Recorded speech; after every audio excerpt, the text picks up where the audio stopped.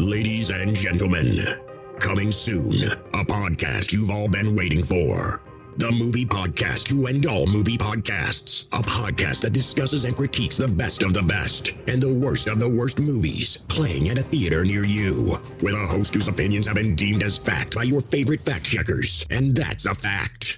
Without further ado, let me introduce you to the movie maestro, the tyrant of theater, the gumshoe of review, the man that makes theater employees and Hollywood execs shiver by his mere presence. Ladies and gentlemen, the judge, the jury, the sultan of cinema, Justin Henson. Welcome to the Movie Wire.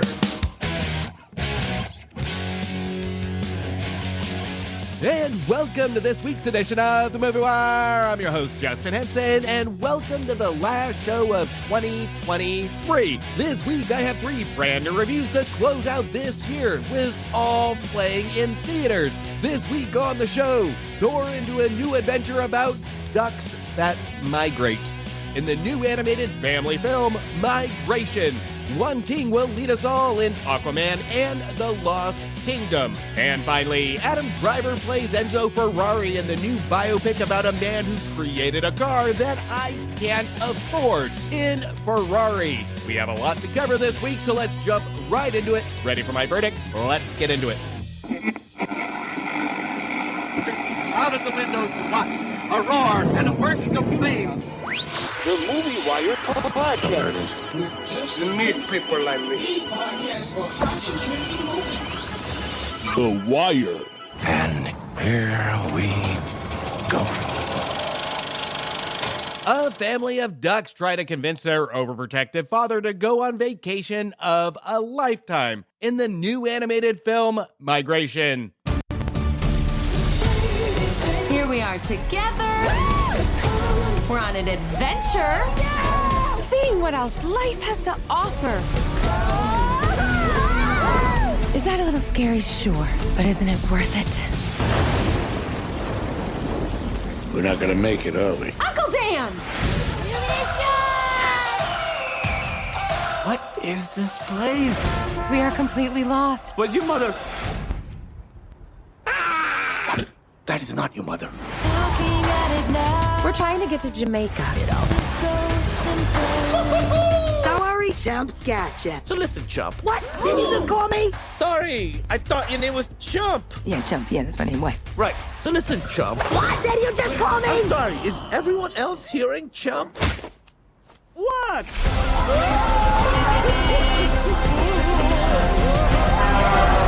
This isn't about migration. It's about adventure. Whoa, hey!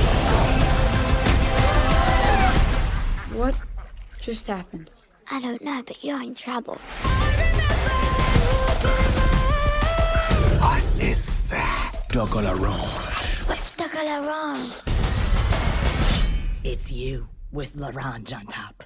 There's a whole world we've been missing out on. And we.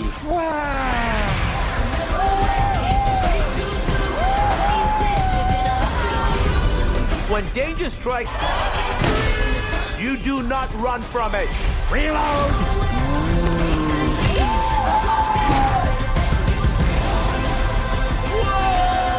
We're going to finish this crazy, wonderful adventure.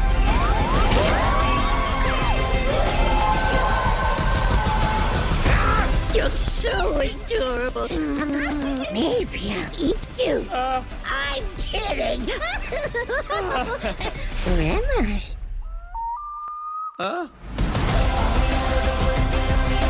Go, go, go!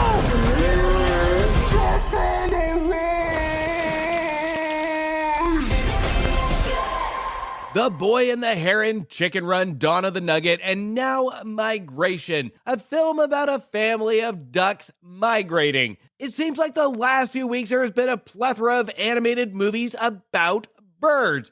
Is there a studio research group that says, hey, this year birds are huge, let's tap into this? Am I so out of touch that I missed the memo that animated birds are a thing this holiday season? What is it about this flood of animated movies that are flocking into theaters about birds? Whether this is intentional or coincidental, here is another movie about birds from Illumination Entertainment, with the voice talents of Isabella Merced, Elizabeth Banks, Keegan-Michael Kay, Danny DeVito, Carol Kane, and of course, how can we have an animated movie recently without the voice talents of Awkwafina? Here is a movie with not even a 90-minute runtime, and even with the hour and 23-minute runtime, this movie made me want to migrate into a different movie. This was the longest 83 minutes I have sat through in a long time. Have you ever wondered how entertaining a movie about ducks migrating could be? I can't say that thought has ever entered my mind.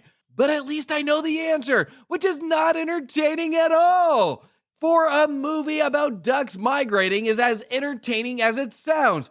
Even worse, it's just as generic as they come, with nothing that makes sense. We have a family of ducks that decide to migrate to Jamaica for the trip of their lives. We have a couple of elements of peril and danger for our duck family. We have a villain that wants to capture ducks and birds for his restaurant menu that seems to show up in the most convenient times to run into our duck family. We have poop and fart jokes, and finally we have Awkwafina playing yet another character that doesn't match her unique voice. And I get it, Awkwafina has a very unique voice, but for the love of God, can some casting directors actually look at the fucking character design and utilize Awkwafina's voice for a character that suits her? I don't mind Awkwafina, but I do mind the mere fact that it never does seem like the right character for her. All of her animated characters come across as they're generically written, and they are just banking on Awkwafina's unique voice talents. This is what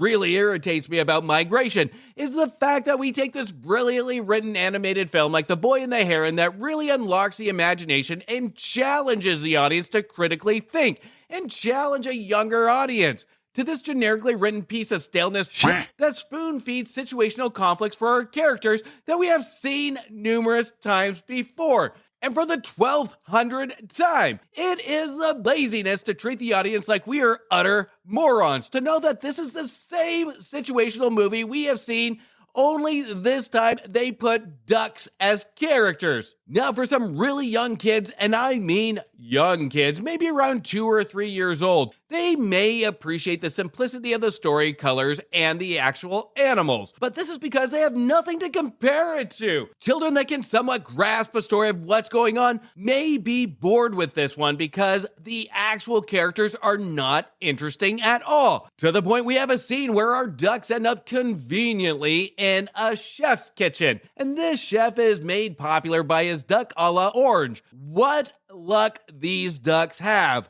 When we see the final dish of duck a la orange, I found the cooked duck more interesting to look at than our actual characters. When we get a cut back to our duck characters, I found myself begging to show me the cooked duck again. This is the point I was really rooting for our villain for 2 reasons. 1, so the movie could end a lot quicker, and 2, I could see the duck a la orange again, because that was more interesting than any of the other characters in this film. A cooked duck that doesn't speak. Migration was written by Mike White, and one of the directors, Benjamin Renner, with Gylo Holmesy also in the director's seat. Renner is a surprise to me with this project since he directed the very good 2012 Ernest and Cellenstein, but not so shocking by other writer Mike White, who wrote one of the worst animated pictures of this decade, 2017's The Emoji Movie. There is not a lot of successful animated features under these writers' belts, so I'm sure this project by Illumination was a win for them to land, but it crashes and burns. I will give a little credit to Renner, is that he does have a couple of well-directed scenes that do stand out when it comes to flying scenes. There's some beauty to the animation as well, but Migration gets way too overconfident in its character and voice talents to really spend a lot of time focusing on the mere beauty of the environment. There are so many moments in Migration I wish the movie would have just slowed down so I could take in the scenery like bird watching. But again, this movie's attempting to inject visual sugar into our kids by fast talking, fast editing, and in an attempt at quick jokes that just don't land. When it comes to Migration, I didn't give a flying duck what happens to this family. And the family of ducks is so uninteresting without any real unique personality to any of the individual characters. The writing is so bland with humor that doesn't fly nor land. This is a movie that is so forgettable, I was forgetting it as I was watching it. Walking out of Migration, most parents will be saying, and I quote, "Shut up! I can't stand it!" I'm giving Migration 1.5 stars. Let's all go to the lobby. Let's all go to the lobby. Now it's that time of year again where this year's movie year is coming to a close. But that doesn't mean that the discussion stops. Coming in January, I'll be releasing my top 10 films of the year, followed by a couple guest appearances on other shows to discuss Oscar predictions and then winners during Oscar time. Make sure to subscribe to X, Instagram, Blue Sky, and Threads for when those shows go live. You can follow me at MovieWire Show on those following social networks. Now, before we get into the rest of the show, make sure to check out my reviews for movies that just became available to rent, buy, or stream now. Now available on video cassette. Everybody is dreaming about Nicolas Cage in Dream Scenario that knew exactly how to play with my emotions to dream up 3 stars. The holidays are over, but The Holdovers is a movie that is a gift that keeps giving that received a whopping 4 stars. An intimate look into the relationship between Priscilla and Elvis in Priscilla, which wasn't all hunka-hunka burnin' love in their relationship, but the movie I couldn't help falling in love with, receiving 3.5 stars. Everybody hungers for something in the Hunger Games prequel in The Hunger Games, The Ballad of Songbirds and Snakes, which made me hungry for more, receiving 3 stars. There are some new trolls on the block, and it's triple the trolls, triple the music, and triple the annoyance in Trolls Band Together, which received 1.5 stars. There will be no leftovers in Eli Roth's Thanksgiving, which made me thankful for finally a watchable holiday horror movie this year, receiving 3 stars. And finally, action speaks louder than words in John Woo's holiday action film, Silent Night, which was more of a punishment than coal in my stocking, receiving 1.5 stars. You can check out those reviews on previous episodes, and while you do, please don't forget to leave me a review on Apple Podcasts or Spotify. And don't forget to subscribe to the Movie Wire. Now, as we get into the brand new year, things are getting very exciting to kick off this new year with something very special. We are just a few days away from the release of the Cultworthy Cinema Podcast and the Movie Wire's crossover's new show entitled Back to the Balcony, where each week we pick a movie to cover and not only have a cult and wire conversation, but we also discuss and critique the opinions from 2 of the most iconic movie critics of our time, Siskel and Ebert. 1 show, 1 movie, 4 opinions. This is a show you don't want to miss. Make sure to follow the Cultworthy Cinema Podcast and my socials to find out news and updates on the release and future episodes. The links to our socials will be in the description of this episode. Back to the Balcony will premiere January 2nd on all respected podcast platforms and YouTube. Don't forget to subscribe, follow, and review.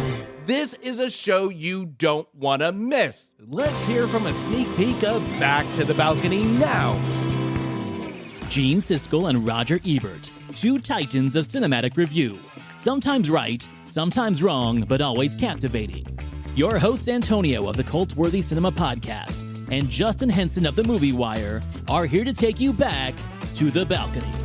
I really don't do reviews, but for me it's more about like, hey everyone, these films exist. When we go into Siskel and Ebert, we're not always going to agree with Siskel and Ebert, but, there's some aspects we may. And I think with each episode we're going to understand these guys a lot more than we think we have in all the decades that we've been reading their stuff. The Balcony debuts Tuesday, January 2nd on YouTube and your favorite podcasting platform.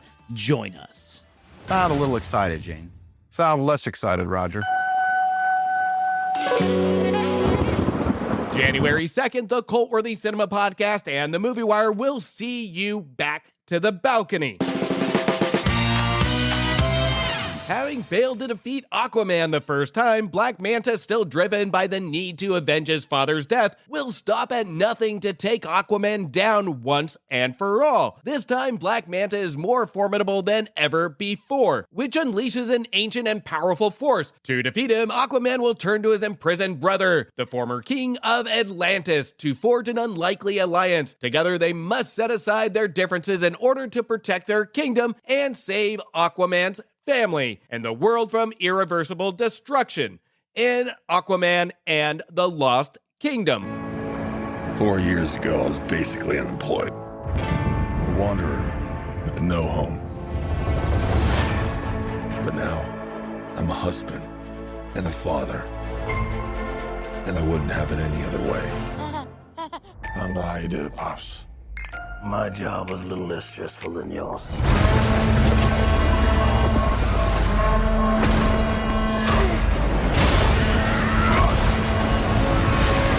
Oh yeah, I finally got a job. I'm the king of Atlantis. 500 million people from every known species in the sea call this place home. But that doesn't mean they all like me. I'm gonna kill Aquaman and destroy everything he holds dear. I'm gonna murder his family and burn his kingdom to ash. He must be stopped, or a global meltdown is imminent. I think I know someone who might be able to help us. Ooh, you look rough. Good job, little brother. High five. Do not call me brother. I cannot believe you let this happen. Yeah, well, I hate this job. True king builds bridges, right?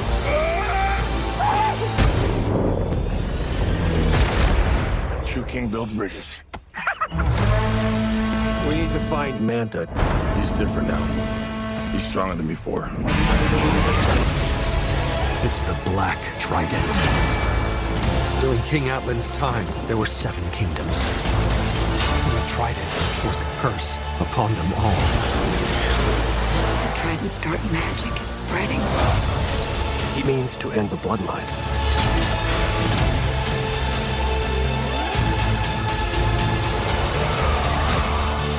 I don't know what lies ahead, but we can't leave our children in a world without hope. You're not as bad at this as you think. If you lead, the 7 kingdoms will follow.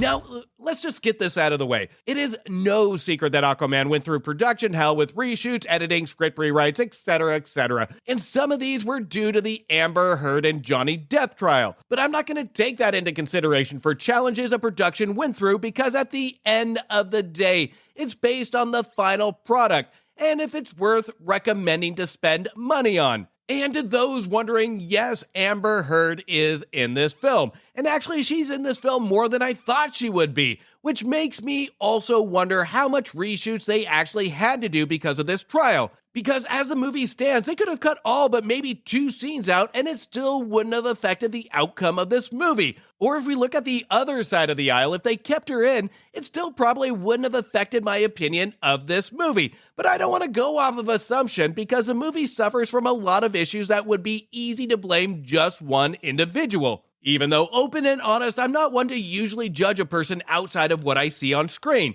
But from an energetic audience, the engagement and behavior when Amber Heard appeared on screen was met with numerous boos. So sadly, this did become a distraction to the film, because even though this movie was still delayed, it was met with still an unfortunate close release date to the outcome of the trial. I have to say, after the first 20 minutes of Aquaman and the Lost Kingdom, the booze will be one of the last engaging experiences about this film. Aquaman and the Lost Kingdom brings back director James Wan and original Aquaman writer David Leslie Johnson McGoldrick, with writing credits from Aquaman star Jason Momoa and our director James Wan. Now, I could tell that given the lighter tone and the attempt at humor, Lost Kingdom was attempting to piggyback off the fun factor of The Flash, and was written before all the changes were announced to the DC universe, because A Lost Kingdom does have that Thor Ragnarok feel to it, with Momoa really tapping into his inner Thor to the point the two almost seem too similar. Momoa's performance when humor is attempted is a hit or miss, with a lot of times coming across a little too Batman and Robin campy, where all I could do is cringe. The comedic timing was off, the editing was off, and the lines delivered by Momoa was forced, like Momoa was expecting the punchline and he couldn't wait to land it. There's heightened vocals and a slight grin that crescendos on Momoa's face when we know a joke is coming, and I was anticipating any fun dialogue that he was about to deliver. This takes away not only from the joke or the fun factor, but it also is very distracting when it comes to his performance. Now, the picture starts off with an extremely fun scene that really attempts to set the tone and the fun factor. And this scene is successful with the fun music blasting in the background. It really sets the tone to kick off the movie with a really engaging start. But the minute we go underwater with Aquaman is where the movie really starts to fall apart, where it leaves all the fun, all the charm, and flair on land, to where I could visualize the cast clocking out for their day and saying, "All right, CGI, you're up." This is where James Wan really leans on the visual effects to carry the movie. And don't get me wrong, the underwater visuals are good here. If we take out some of the added CGI sea creature characters, that reminded me of Jar Jar Binks from Star Wars. I don't understand why filmmakers design these characters to look unique, and just because they're unique, they have to have this cartoonish, goofy feel. Where the film really misses the mark is really taking advantage of exploring this underwater world. The filmmakers just seem to place these unique characters in to help drive the story forward, but there is no sense of wonder, with the exception of the wonder of why. This is the same wonder of why with these characters that I got when we had Jar Jar Binks in episode 1. Why is this or these characters introduced? What is the point? Why were they designed the way they were? What's the purpose? At least with Jar Jar Binks, we have some attempt at a backstory, but with any of the characters introduced here, their sole purpose is just to drive the story further, and as an audience, we are asked to just accept that. And just because it looks shiny and cool on screen, we're asked to just really take in this visual spectacle with no sense of wonder. Almost every single character in Aquaman is to show off what our filmmakers could create from CGI. This is becoming more common, of just the cut and dried look what I can do versus look what I can do with this, giving our visual substance. The only added character I really enjoyed was a covert octopus that didn't speak. Our mute octopus had more personality than any of the other characters on screen. The visuals treat the viewer as we are just being conned or distracted from realizing that there is nothing unique about the story that continues after the first act. We get the same villain, the same motivations, the same conflict, the same predictable outcome. There is nothing that happens that's unique after the first 20 minutes of this movie. When we get past the first 20 minutes, The Lost Kingdom feels like deleted scenes that were spliced together from deleted scenes of the first movie. This is where either the middle of the film was drastically rewritten and made do with the budget that they had to make it comprehensible, or the mere fact that the movie was written to a level of pure laziness. If it wasn't for the visuals that kept me distracted, the dialogue would have been even more apparent of how awful it really is. To not quite the Batman and Robin bad, but just a hair above that. When it comes to the written dialogue of The Lost Kingdom, this hands down is the worst written screenplay from the more recent DC movies, and Momoa's performance amplifies these horrible lines. Then we have our villain, returning Black Manta, played by Yahya Abdul-Mateen II, who plays as just a symbolic prop figure of the conflict, again with the reoccurring message of just a character prop to add a conflict to the already uninteresting storyline. There wasn't a single moment that I felt our villain a threat, and he doesn't get enough screen time for me to really care about his motivations. But in fairness, there are moments in this film that are beautifully shot and have some moments of beauty or cool moments that will make you want to pick up your bucket of over-buttered popcorn and have some fun with it. But these moments are few and far between. If you can accept the mere campiness of the story and performances and just give in to the challenges of this nightmare production, and you're more accepting than me, you might have a good time with this movie. The climax is satisfying with some energy and emotion that brought me back to the first 20 minutes of the film. It's one of two scenes of the movie that actually did make me feel engaged into what I was watching. For some select DC fans, with this being one of the last DC films of these filmmakers, some might feel a little cheated. But looking inward as an individual movie when it comes to emotion, visuals, and action, to me, even though not a great movie, not a good movie, it was an okay movie, and it was just satisfying. Especially since I haven't been a fan of the previous DC movies, with the exception of Man of Steel and The Flash. Aquaman and the Lost Kingdom does have some small entertainment value for those looking just to kill some time, with some familiar characters, and it does have some beautiful shots, but the movie plays like filmmakers learning to swim for the first time, and our casts are just treading water until the credits roll. Aquaman and the Lost Kingdom should have just remained lost because now that I've seen it, I'm gonna forget about it anyway. The script gives me the nauseated feeling of smelling dead fish, the performances sink like the Titanic, and with how unbalanced the movie feels, it feels like it's almost lost at sea. I'm giving Aquaman and the Lost Kingdom 2 stars. Set in the summer of 1957 with Enzo Ferrari's auto empire in crisis, the ex-racer turned entrepreneur pushes himself and his drivers to the edge as they launch into a treacherous 1,000-mile race across Italy in Ferrari.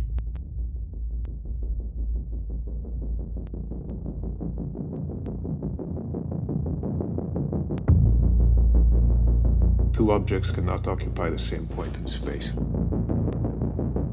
at the same moment in time. The corner races at you. You have perhaps a crisis of identity. Am I a sportsman? Or a competitor? If you get into one of my cars, you get in the wind. Slow. Enzo, you're going broke. How? You spend more than you make. So what do I do? Win the Mille Miglia, Enzo.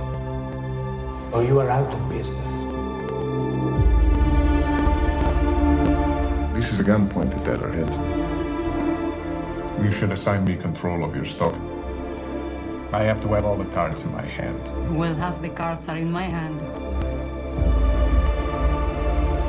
All of us are racers. It's our deadly passion.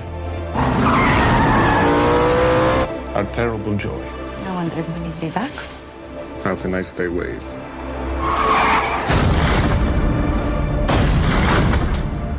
If Italy is looking for a scapegoat, then here I am.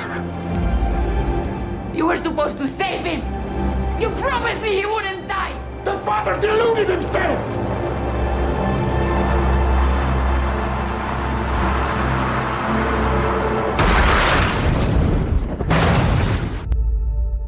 Two objects cannot occupy the same point in space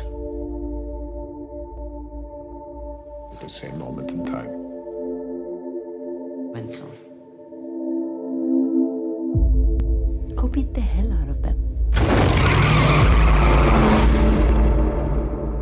A movie 23 years in the making. Ferrari has been in the works since the year 2000 by our director Michael Mann. Ferrari is based on the true story and the book by Brock Yates entitled Enzo Ferrari, The Man, The Cars, The Races, The Machine, which I think the filmmakers use this title as a to-do list in the film because Ferrari plays more like a biopic that checks all the boxes instead of really going above and beyond to give us something interesting to watch or learn about. Now, I'm not a car guy. I couldn't tell you the difference between makes, models, engines, etc., etc.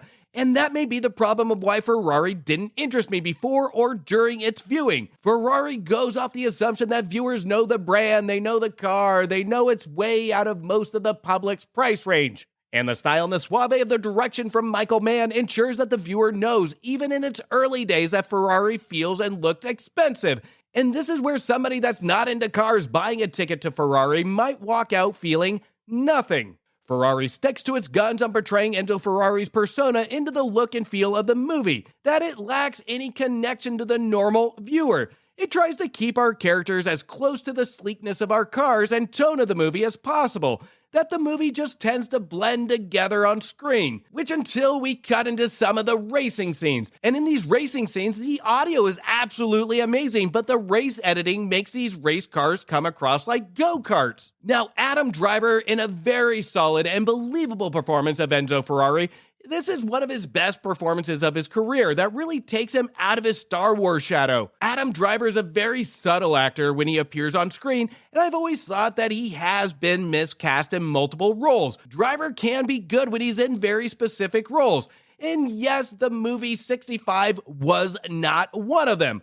But here, this is a biopic that after watching Driver, I would have a hard time picturing anybody else playing Enzo Ferrari. The only setback is at times of conflict or crisis, Driver does have a hard time snapping out of his subtle performance to give the viewer a little bit more passion and energy put into those scenes. Just like how the feel of the movie goes on, in times we need more emotion. He kind of just blends into the scenes, not knowing how to pop out with his performance. These scenes that I'm referring to, these scenes are few compared to the rest of the movie where his performance does work with his acting style. Driver needs to continue to take these roles to challenge himself and grow his range as an actor, even though they may not work some of the time. But for Ferrari, this is a good start of a true challenge to grow his acting style. The biggest setback to Driver's performance is going to be his interpretation of the written material. He really does stay in his lane, and this is where we run into that problem that everything on screen kind of just blends together. Nothing really stands out.